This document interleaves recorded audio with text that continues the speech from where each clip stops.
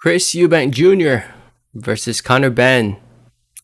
This fight, this event that's taking place on the 8th of October, it's not cancelled. Nothing has been cancelled. Nothing has been changed. At least at the time of making this video. So, to those who don't know yet, Conor Benn tested positive for a banned substance.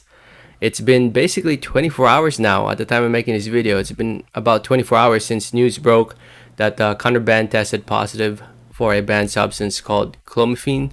I think I'm pronouncing it right this time. So yeah, he was on something. He was on something. He still claims that he's not, that he's innocent. Well, that he's clean.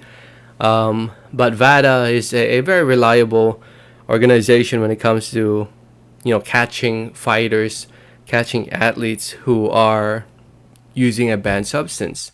At least I believe VADA, and it's very unfortunate and sad actually where we're at as a whole, as a boxing community, that we're still allowing this event to happen, even though Conor Benn and Eubank wants to fight, especially Eubank. He still wants to fight apparently, based off reports that he doesn't really care about the positive test. Well, he does care in some form of way, but he still wants the fight. It's just crazy how we have testing to catch people who are basically cheating, but yet once they're caught, we don't really care. Well, we do care. A lot of us fans do care, but at this, as the whole boxing world, the promoters, the people running the sport, don't really care. Like this fight is still happening. It's still happening. It's not canceled. Even though it's prohibited by the British Boxing Board of Control. Here's the statement from the British Boxing Board of Control. They said, and I quote, it reads, "On the evening of the 4th of October 2022, the board of the British Boxing Board of Control Limited resolves that the contest between Chris Eubank Jr. and Conor Benn, scheduled to take place on the 8th of October 2022, is prohibited as it is not in the interests of boxing." That was communicated to the boxers and the promoters involved on the morning of the 5th October 2022. And I highly agree. It really is not for the whole sport. Like it's already sad that it already happened once before, not long ago, with Oscar Valdez versus Robson Conceição. If you guys remember that, Valdez tested positive for a banned substance. He claimed it was fucking hell. No, it was not. And the event ended up going through. It ended up happening, and here we are again. History repeats itself, and we have this fight that is still happening. Here's a statement from Matchroom and Waserman Promotions, who are the lead promoters for this event. As you guys can see, I'll read it for you guys. It reads, "We have been made aware that the random anti-doping test for Conor Benn conducted by the Voluntary Anti-Doping Association (VADA) returned an adverse analytical finding for trace amounts of a fertility drug. The B sample has yet to be tested, meaning that no rule violation has not been confirmed. Indeed, Mr. Benn has not been charged with any rule violation. He is not suspended and he remains free to fight.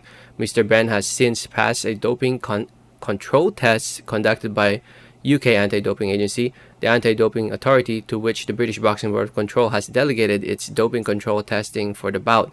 Mr. Benn has passed all doping control tests conducted by UCAD. Both fighters have taken medical and legal advice, are aware of all relevant information, and wish to proceed with the bout this Saturday."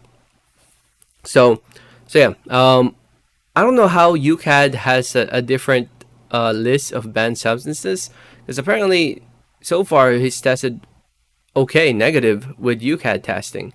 It's just a different list that they have compared to VADA, and I guess the drug that Conor Benn tested positive for, clomiphene, I guess it's allowed under UCAD, I guess.